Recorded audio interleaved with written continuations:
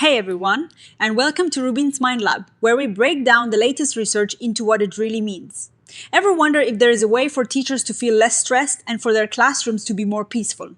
Well, this new study might have some really interesting answers. Imagine being a teacher. You are juggling lesson plans, student needs, and maybe even a little chaos in the classroom. It is no secret that teaching can be a super stressful job, and when teachers are stressed, it doesn't just affect them, it can spill over into the classroom, impacting how students learn and behave.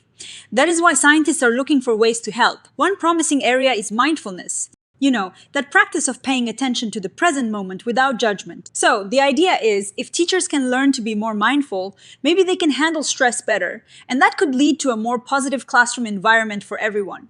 This study wanted to see if a mindfulness program specifically designed for teachers to use themselves and in their classrooms could actually make a difference. They wanted to know if it could lower teacher stress, improve how teachers cope with challenges, and even boost students' prosocial behavior like being engaged and respectful, while reducing disruptions. Plus, they wanted to see if teachers could actually stick with it, and if they found it helpful. To figure this out, they used a clever study design. Think of it like a staggered introduction. They had 6 elementary school teachers, all in grades 1 through 3, participate. They started by observing things for a while, collecting baseline data on how stressed the teachers were, how well they were coping, and what the students were doing in class. Then, in stages, they introduced the mindfulness program. 3 teachers started the intervention, and then a little later, the other 3 started. This way, they could compare the time before the intervention with the time after it started for each teacher individually. The mindfulness program itself was pretty straightforward. Teachers were asked to do a short mindfulness exercise for themselves each morning, just for about 5 to 9 minutes. Then, twice a day in their classrooms, they would lead students through a 5-minute mindfulness practice. They had scripts and audio recordings to help them out, making it as easy as possible to fit into their busy schedules. They did this for about 4 weeks. Throughout the study, the teachers filled out daily surveys about their stress levels, how they were coping, and their students' engagement, respectful behavior, and disruptive behavior. They also had researchers observing the classrooms to check if the teachers were actually doing the mindfulness exercises as planned, which they call checking implementation fidelity. This basically means making sure the intervention was delivered as intended. And after the 4 weeks were up, they checked in with the teachers again to see how they felt about the program.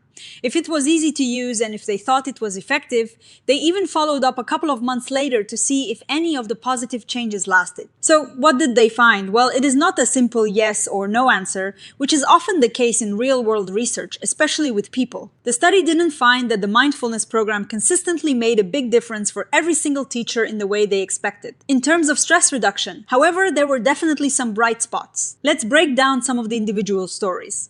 Take Mario, for example. His stress actually went up a little, but his coping skills improved and his students became more academically engaged and less disruptive. Samus saw her stress go down and her coping skills improve, and in her classroom, students were more engaged and respectful, with fewer disruptions. Shake also showed improvements in coping, and while her students' stress didn't change much, their respectful behavior went up and disruptive behavior stayed about the same. Zelda, who already had pretty low stress, saw even further reductions in stress and improvements in coping.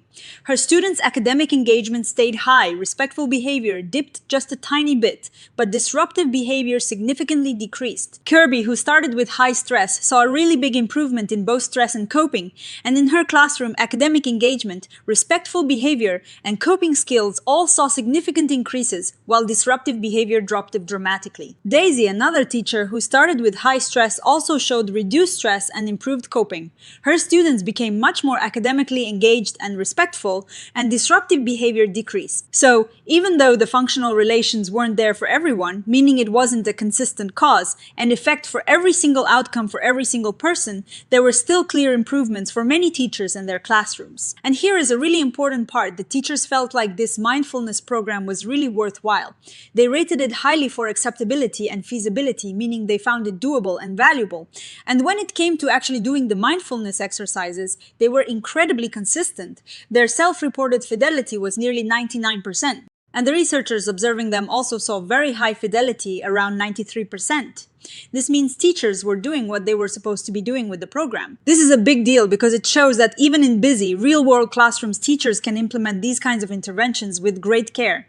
They were able to adapt the program to fit their classrooms while still sticking to the core mindfulness practices. So, what does all this mean? The researchers suggest that while mindfulness might not magically eliminate all the stressors teachers face, it can equip them with better coping skills. It is less about getting rid of the problems and more about changing how you respond to them.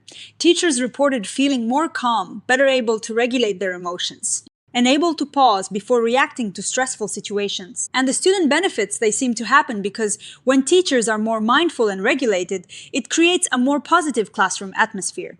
Teachers are more responsive, and this can lead to students being more engaged and well-behaved. The study also found that teachers could maintain the program for a while, but long-term use or sustainment varied. Some teachers continued using it daily, others less frequently, and some stopped. However, even when they stopped the formal practice, many of the positive outcomes, like better coping or calmer classrooms, seem to stick around. This suggests that even short-term, consistent practice can have lasting benefits. Now, every study has its limitations, and this one is no different because they only had 6 teachers. It is hard to say these results would apply to every single teacher or school out there. Also, we rely a lot on what teachers reported themselves, and sometimes people might say what they think researchers want to hear, and the teachers in the study were likely already a bit open to the idea of mindfulness, so they might not represent all teachers. But overall, this research is super promising. It shows that a mindfulness program developed with teachers and designed to be practical can be highly feasible and acceptable in schools. While the effects might not be dramatic for everyone, the improvements in coping, classroom engagement, and reduced disruptions are significant. It really highlights that when we support teachers and give them tools that fit their demanding jobs, positive changes can happen for both them and their students. This study makes me think about how important it is to integrate these kinds of practices into the school system, rather than just expecting individual teachers to take on something extra. If schools can offer support and leadership buy-in, mindfulness could become a real cornerstone of well-being for educators and students alike. What do you think? Have you or someone you know tried mindfulness at work or school?